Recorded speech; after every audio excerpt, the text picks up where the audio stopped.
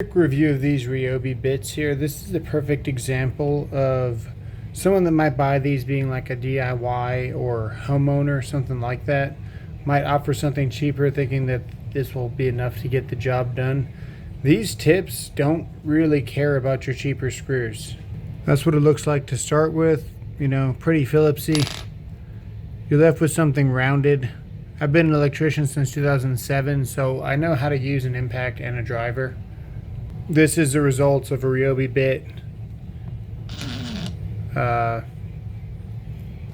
Not that old really. A lot of times these cheaper kits, they come with the fasteners and things like that. And that was the case here. These screws almost feel like plastic. This really didn't strip until the very last second. It didn't even really impact. The only time that this thing actually had to impact was removing the screw, and we barely got it out. So next time you're thinking, is cheap good enough for DIY? Not necessarily, because this is what you're left with DIY. Factory crap screws. So now the question is, what should you use? Let's take a look at the Bosch. Now these are quickly becoming my favorite. Let's look at the bit shape from this. Not really much thought gone into it. And you're paying for not much thought. These are pretty cheap. Let's compare it to a Bosch. We'll take a used bit from Bosch. Let's see what the hold is like. So here's the proof here. This bit is still not ready to cam out like the Ryobi did so quickly. You can see where we're twisting it and we're still getting grabbed. Let's put the Ryobi on. Okay, so you're going to see where it just wants to skip over. You can see where I'm spinning this screw pretty easily. And that's a result of this portion here being too thin and too pointy and not as wide where it needs to be, resulting in less grab of the screw. We did this live not that long ago. We were checking the magnetivity. These definitely have better magnet capabilities in your bit holders and things like that. So another reason to go with the Bosch. They're actually better than the Makita XPSs, and I think this is going to be my new go-to as far as just go to the store and go buy a bit set, or any bit for that matter. Choose the Bosch. Okay, let's see how the Bosch does.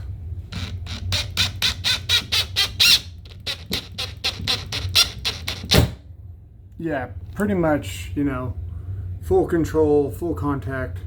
Now let's see if we can drive the cammed out screw, because, you know, at this point we don't have any loss here. We'll just pop it back out if we need to. We're going to try and drive the cammed out screw in here with the Bosch bit, because the Ryobi flat out will not do it. Okay, so it is too cammed out to do it. I'm holding this with one hand, but the fact that I got it in this much, I mean, look how stuck it is, tells you that this definitely had more bite than the Ryobi did. I can even back it out with bite and, you know, maybe put it back in.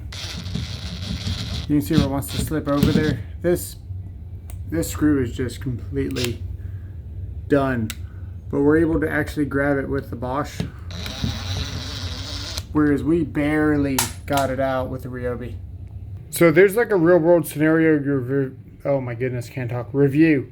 A lot of channels you'll see, they'll just put this in a sheetrock screw or something, and they'll say, oh yeah, this one has more grab because of X, Y, and Z. But, you know, real world scenario, you don't always get to pick what screw you're going to get when it comes in the kit. A lot of times you can only use a certain type of screw, you know, to avoid certain clearance depth issues with factory products. So this is just a perfect example of why even in DIY the bit matters, and you can't always go with the cheapest DIY grade. You're better off going with the professional result.